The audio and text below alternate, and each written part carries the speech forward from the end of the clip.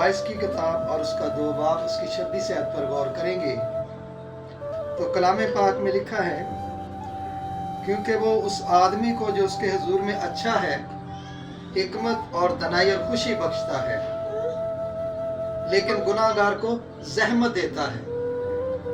वो जमा करे अंबार लगाए ताकि उसे दे जो खुदा का पसंदीदा है। ये भी बतलान हवा की चरान है। कलाम मुकद्दस का पढ़ा और सुना जाना हम सब के लिए बाइस बरकत हो। तो आज हम देखेंगे जो लोग खुदा के हुजूर में अच्छे होते हैं, अच्छे यानी अच्छी जिंदगी के मालिक, जिनका किरदार अच्छा होता है, जिनका चाल चलन अच्छा होता है, खुदा उनको क्या देता है? खुदा उनको हिकमत देता है, खुदा उनको दनाई देता है, खुदा उनको खुशी देता है, गम उनके करीब नहीं आने देता।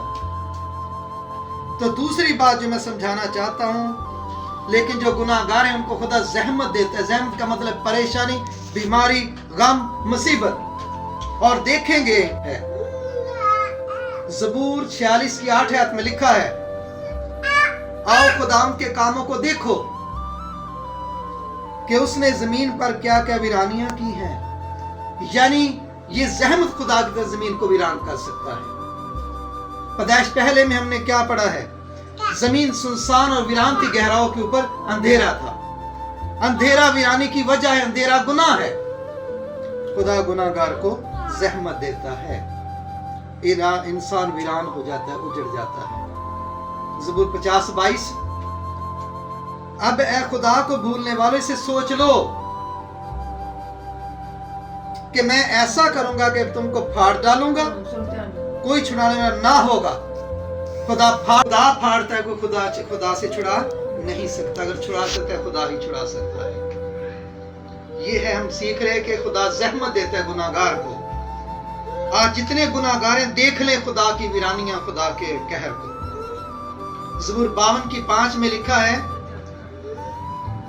खुदा भी तुझे हमेशा के लिए हलाक कर डालेगा, वो तुझे पकड़कर तेरे खैमा से बाहर निकाल फेंकेगा और वो जिंदों की जमीन से तुझे उखाड़ डालेगा, क्योंकि गुनाह की मजदूरी मौत है। गुनाहगार को खुदा जहमत देता है। कई लोग मौत की वजह से रोते हैं, वावेला करते हैं। कई बुजुर्गों के अंदर पेट के गम का गोला बन जाता है, उसी से मर जाते हैं। और ज़बूर 39 की 11, ये जहमत की बात हो रही है। जब तो इंसान की बदी पर मलामत करके तंबीह करता है तो उसके हुस्न को पतंगे की तरह फना कर देता है। इंसान की खूबसूरती ज़ायल हो जाती है। नूहा की किताब में लिखा है कि उनके चेहरे स्याह हो गए जो मूंगे की मानसूरत थे, स्याह हो गए। हुस्न पतंगे की तरह फना हो जाता है इंसान का बदी की वजह से।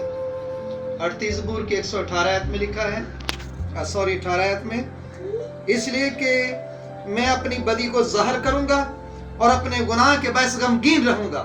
तो साबित हो गया बदी के से इंसान को गम मिलते हैं, खुशी नहीं मिलती। और ज़बूर 38 की 3 आयत में लिखा, तेरे कहर के सबब से मेरे जिस्म में सेहत नहीं, मेरे गुनाह के सबब से मेरी हड्डियों को आराम नहीं। हमारे जिस्म के अंदर बीमारियां क्यों आती हैं? गुनाह की वजह से। हमारे जिस्म के जोड़ों में दर्दें क्यों होती हैं? हमारे गुनाह के बायस से। क्योंकि खुदा गुनाहगार को जहमत देता है। वाइज 2 की 26 आयत सीख रहे हैं। और आगे लिखा है 32 ज़बूर की 10 आयत में, शरीर पर बहुत सी मुसीबतें आएंगी। जो गुनाहगार हैं, जो बदकार हैं, उन पर बहुत सी मुसीबतें आएंगी। और ज़बूर 32 की 10, क्योंकि मेरी जान गम के मारे, मेरी जान गम में और मेरी उम्र कराने में फना हुई। मेरा जोर पतंगे की तरह पाकला, मेरा जोर बदकारी के पास जाता रहा, मेरी हड्डियां घुल गई।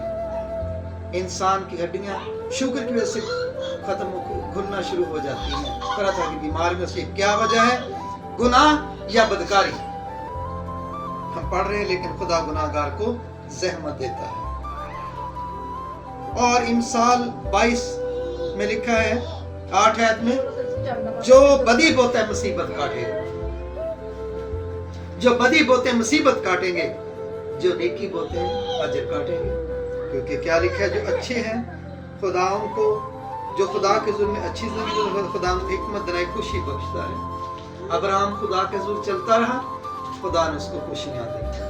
बाबा नूह खुदा के जुल्म चलता रहा, خدا اس کے خاندان کو بچا کر اسے خوشیاں دی. ایوب خدا کے ساتھ چلتا تھا, اس کے سارے بچے مرنے کے باوجود خدا نے پھر اس کو بحال کیا. ہم بھی انسان ہیں, ہمیں خدا کے ذمہ اچھے ہو کر زندگی گزارنے کا خدا ہمیں دنائی دے, حکمت دے اور خوشیاں دے, لیکن بدی نہ کرے جس کی وجہ سے ہمیں زحمت ملے. خدا اپنے کلام کے وسیلہ سے برکت